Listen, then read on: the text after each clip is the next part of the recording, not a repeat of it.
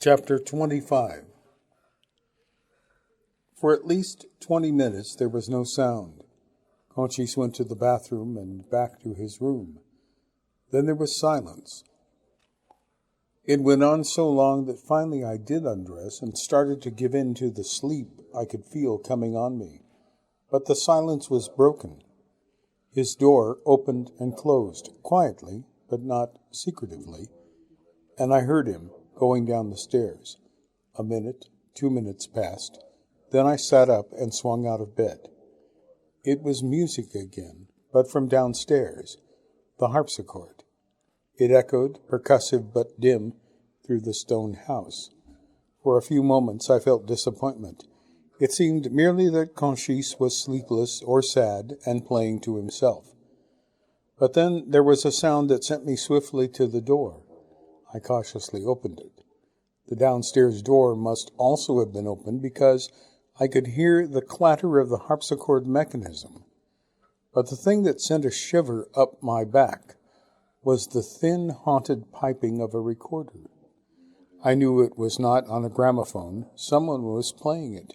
The music stopped, then went on in a brisker 6/8 rhythm.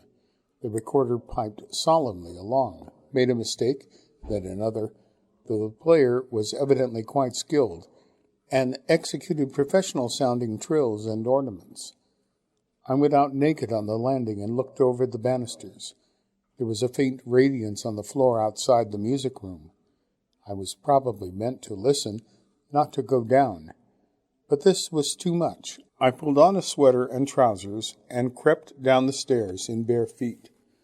The recorder stopped and I heard the rustle of paper being turned, the music stand. The harpsichord began a long lute-stop passage, a new movement as gentle as rain. The sounds stealing through the house, mysterious, remote-sounding harmonies. The recorder came in with an adagio-like slowness and gravity, momentarily wobbled off-key, then recovered. I tiptoed to the open door of the music room, but there something held me back, an odd, childlike feeling of misbehaving after bedtime. The door was wide open, but it opened toward the harpsichord, and the end of one of the bookshelves blocked the view through the crack. The music came to a stop. A chair shifted. My heart raced. Conchis spoke a single, indistinguishable word in a low voice. I flattened myself against the wall. There was a rustle. Someone was standing at the door of the music room. It was a slim girl of about my own height, in her early 20s. In one hand she held a recorder, in the other a small crimson flue brush for it. She was wearing a wide-collared blue and white striped dress that left her arms bare.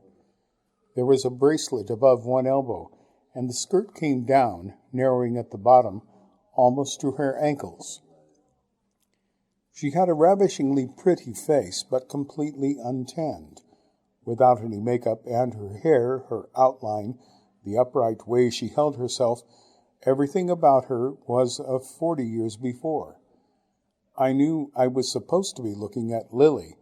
It was unmistakably the same girl as in the photographs, especially that on the cabinet of Curiosa. The Botticelli face, gray-violet eyes. The eyes especially were beautiful, very large, their ovals faintly twisted, a cool doe's eyes, almond eyes, giving a natural mystery to a face otherwise so regular that it risked perfection. She saw me at once. I stood rooted to the stone floor. For a moment she seemed as surprised as I was. Then she looked swiftly, secretly, with her large eyes, back to where Conchis must have been sitting at the harpsichord, and then again at me. She raised the flue brush to her lips, shook it, forbidding me to move, to say anything, and she smiled. It was like some genre picture, The Secret, the admonition, but her smile was strange, as if she was sharing a secret with me, that this was an illusion it was for us two, not the old man to foster. There was something about her mouth, calm and amused, that was at the same time enigmatic and debunking, pretending and admitting the pretense. She flashed another covert look back at Conchis, then leant forward and lightly pushed my arm with the tip of the brush, as if to say, "Go away." The whole business can't have taken more than 5 seconds. The door was closed, and I was standing in darkness and an eddy of sandalwood. I think if it had been a ghost, if the girl had been transparent and headless, I might have been less astonished. She had so clearly implied that of course it was all a charade, but that Conchis must not know it was, that she was in fancy dress for him, not for me. I went swiftly down the hall to the front door and eased its bolts open. Then I padded out onto the colonnade. I looked through one of the narrow arched windows and immediately saw Conchis. He had begun to play again. I moved to look for the girl. I was sure that no one could have had time to cross the gravel, but she was not there. I moved round behind his back until I had seen into every part of the room, and she was not there. I thought that she might be under the front part of the colonnade and peered cautiously round the corner. It was empty. The music went on. I stood undecided. She must have run through the opposite end of the colonnade and round the back of the house. Ducking under the windows and stealing past the open doors, I stared out across the vegetable terrace, then walked round it. I felt sure she must have escaped this way, but there was no sign of anybody, no sound. I waited out there for several minutes, and then Conchis stopped playing. Soon the lamp went out, and he disappeared. I went back and sat in the darkness on one of the chairs under the colonnade. There was a deep silence. Only the crickets cheeped like drops of water striking the bottom of a gigantic well. Conjectures flew through my head. The people I had seen, the sounds I had heard, and that vile smell had been real, not supernatural. What was not real was the absence of any visible machinery, no secret rooms, nowhere to disappear, or of any motive. And this new dimension, this suggestion that the apparitions were mounted for Conchis as well as myself, was the most baffling of all. I sat in the darkness, half hoping that someone, I hoped Lily, would appear and explain. I felt once again like a child who walks into a room and is aware that everyone there knows something about him that he does not. I also felt deceived by Conchis' sadness. The dead live by love, and they could evidently also live by impersonation. But I waited most for whoever had acted Lily. I had to know the owner of that young, intelligent, amused, dazzlingly pretty North European face. I wanted to know what she was doing on Fraxos, where she came from, the reality behind all the mystery. I waited nearly an hour, and nothing happened. No one came. I heard no sounds.